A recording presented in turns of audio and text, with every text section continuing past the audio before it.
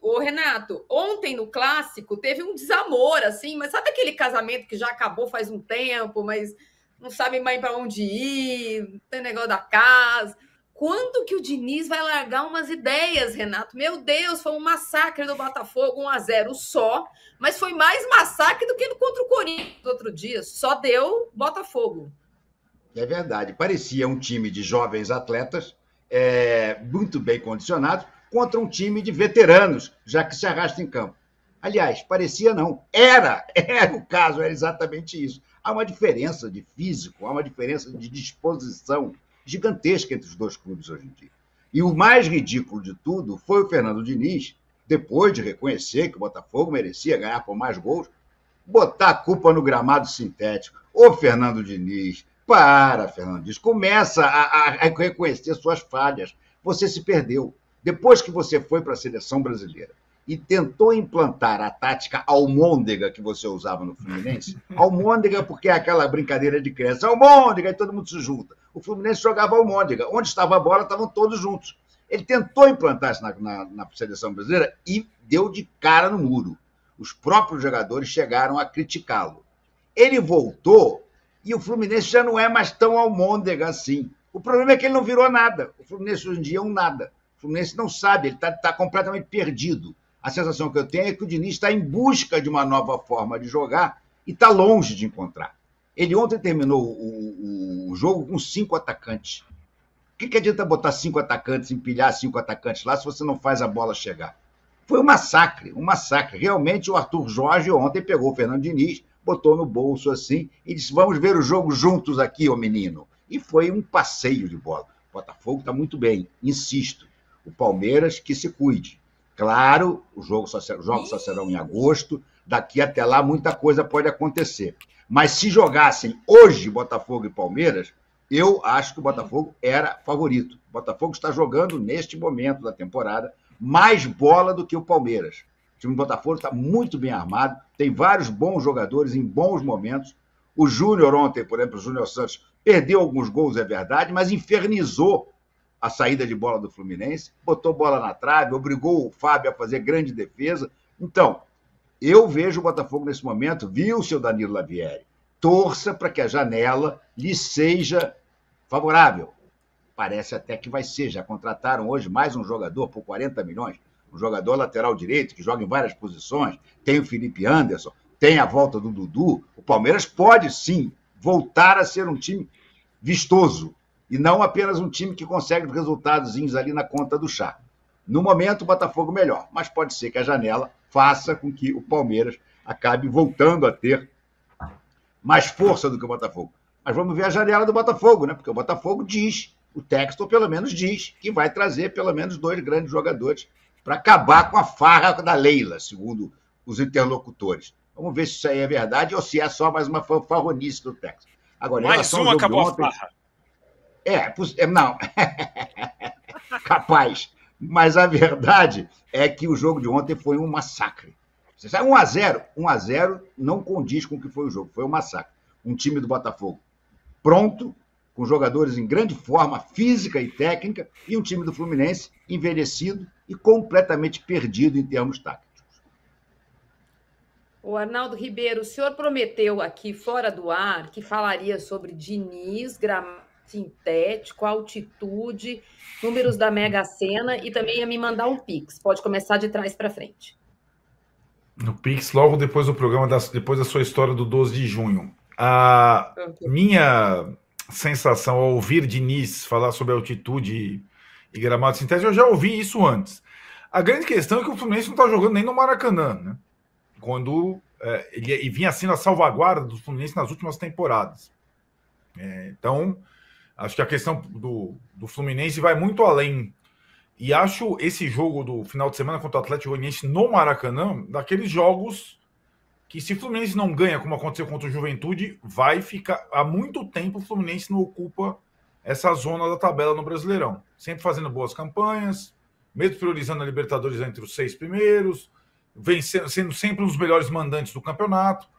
Esse ano não está rolando. Não está rolando. E para mim, de fato, não digo surpreendente, porque eu já vi isso antes, Mas é impressionante a teimosia do Fernando Diniz quando as coisas não estão dando certo. Eu lembro, não é o Fernando Diniz, mas é um técnico que tem seus princípios. O time dele joga de um jeito. Lembra, Marília, aquele Fortaleza do Vojvoda, quando ficou lá na última posição do Brasileiro? Chegou um momento em que ele mudou a forma de jogar. Ele passou a jogar muito mais fechado, no contra-ataque, caprichando e aprimorando muito a bola aérea, até sair daquele momento e escapar da confusão, indo até a Libertadores, uma arrancada em que o Fortaleza mudou um pouco. O Fortaleza é o time que mais proporciona oportunidades para o adversário, seja na Sul-Americana. É gostoso de ver jogar, mas quando a corda apertou no pescoço, o Vojvoda mudou. O Diniz tem que mudar em alguns momentos, senão ele vai se dar mal, cara. A saidinha do Fábio. Quantos gols o Fluminense tomou nessa temporada de bola aérea, de cabeceio? Né? Ontem até jogaram 2 zagueiros, mas normalmente estava jogando um zagueiro só. Né? Então, são situações que são da responsabilidade do técnico. Né? E não adianta ele dizer que foi no gramado sintético que ele tomou esses gols, que eles vêm tomando em qualquer lugar. E as condições de altitude, já vi ele na altitude com o São Paulo, rapaz, nem me fala, nem me lembre disso. Ganhou o segundo tempo com o LDU, lembra? Perdeu para o Binacional, era uma coisa, era 100% de aproveitamento, 0 ponto.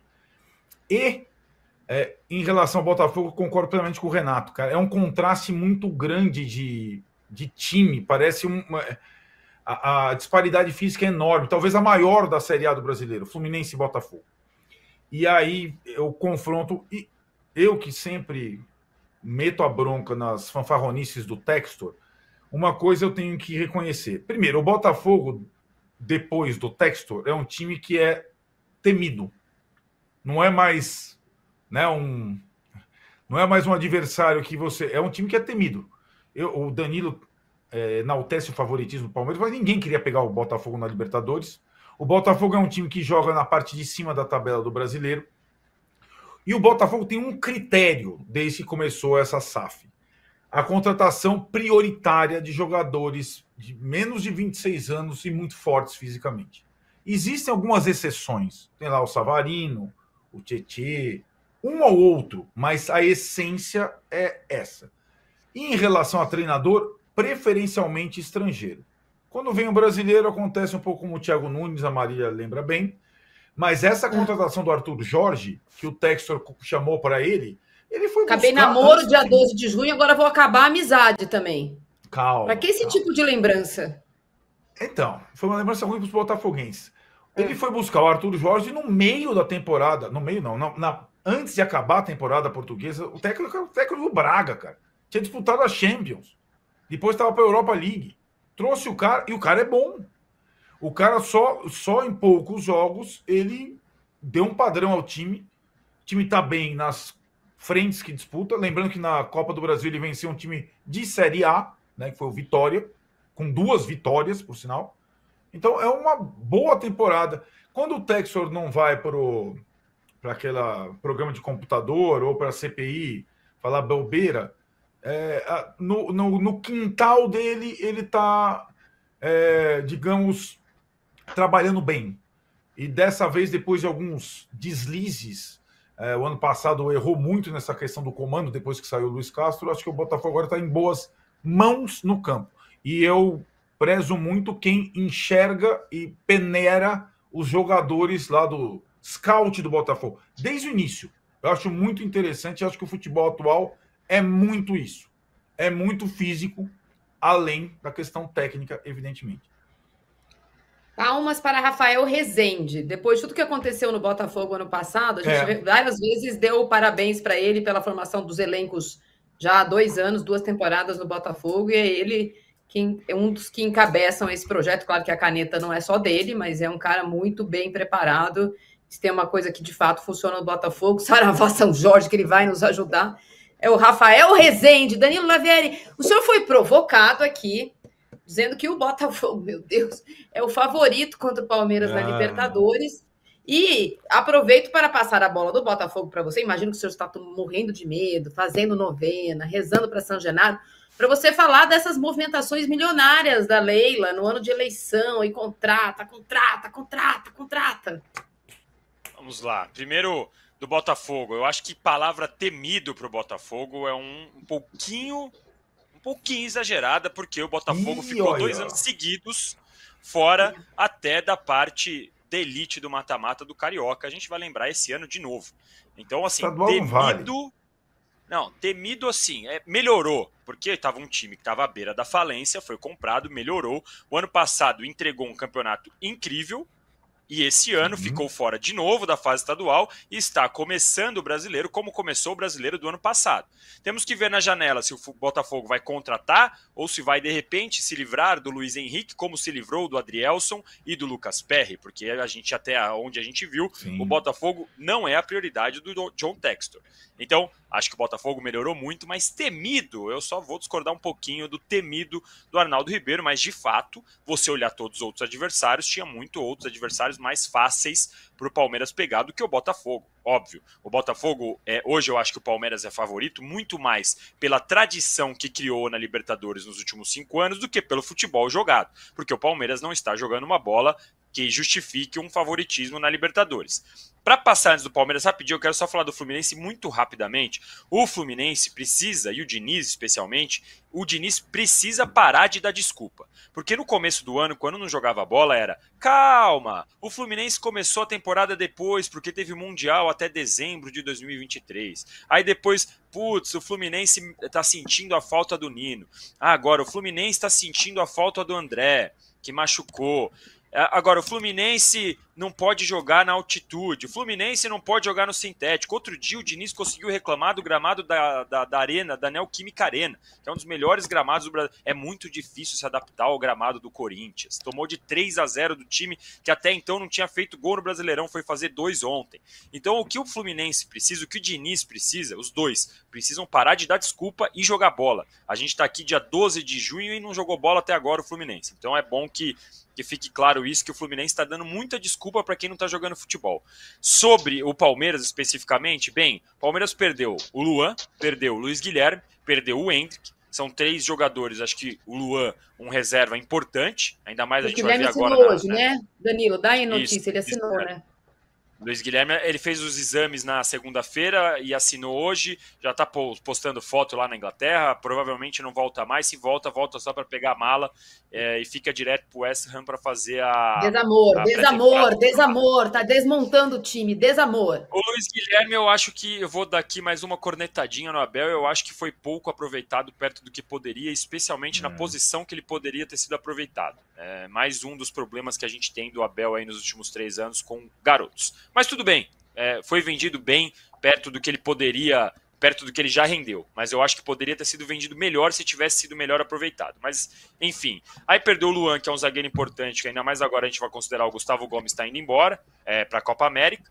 Vai ficar pouco tempo, porque provavelmente o Paraguai vai ser eliminado, mas ainda assim a zaga do Palmeiras deve ser Murilo e Naves. Então você imagina que é um garoto que vem da categoria de base. Se de repente o Murilo tomar um vermelho ou, enfim, machucar, a gente vai ter Naves e Michel, Naves Bruno Mendes? E Vitor. O Bruno Mendes está sendo observado, ainda não está nada fechado, é uma das observações, ele está ali mais ou menos na janela por conta da queda do Girona, né? Então ele tem uma possibilidade, ele é um pouco mais fácil, digamos assim, no mercado, tem que observar.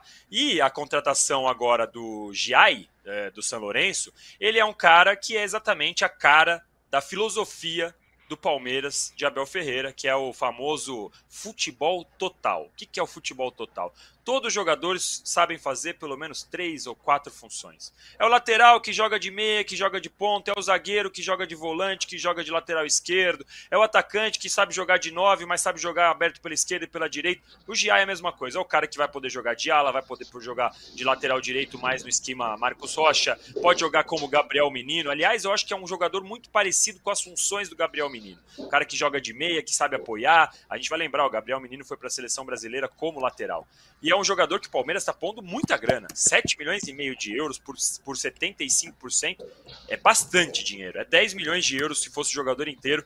É muita grana, é uma aposta alta e tudo indica para mim essa contratação indica que em dezembro teremos o adeus de Marcos Rocha, assim como o Palmeiras se despediu recentemente de Jailson, de Felipe Melo, de William Bigode. O Marcos Rocha eu acho que está chegando no fim do seu ciclo, tem contrato até dezembro de 2024 e para mim com essa contratação tudo indica que ele não fica. Ô Danilo, você é muito chorão, né? Você falou aí de 3 jogadores que saíram, mas 2 são reservas. 2 eram reservas. O Luan é reserva e o Estevão é reserva também. Aliás, Luiz Guilherme. Luiz Guilherme, perdão. O Estevão é o único que era titular. Agora, você fica chorando, eu me lembro de você. O ataque do 1 bilhão. O Abel não escala o ataque do 1 bilhão. Eu queria ver o ataque do 1 bilhão. Aí ele escalou. Jogou nada. Jogou bulhufas. Vendeu 2. Não, sim, mas é que aí ele não escalou nos jogos mais fáceis, que podia entrosar, escalou no jogo contra o São Lourenço, que vinha aqui para jogar por 1 ponto para classificar. Então também não dá, lógico, não jogaram nada, mas poderia ter jogado em outras situações, poderiam ter entrado mais vezes em campo. Não é sempre que o Palmeiras vai ter Luiz Guilherme, Estevão e Hendrick. Quando eles entraram contra o São Lourenço, que estava fechado e precisando de 1 ponto. E como diz o Arnaldo Ribeiro, com a Copa Libertadores não se brinca.